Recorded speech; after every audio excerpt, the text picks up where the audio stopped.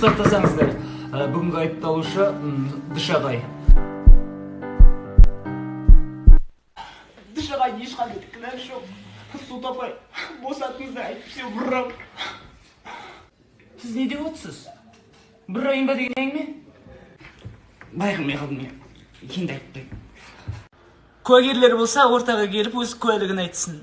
Осы Дышағай дейді, Дышағайды осы үйден шықпайды. Осы араларында бірдеңе бар деп ойлаймын. Просто мен қарындасыма көмектескім келді. Үйіме не істеп. Сотқа жүру керек айыпталушы Дышағай бас бостандығыңыздан 3 жылға айырыласыз.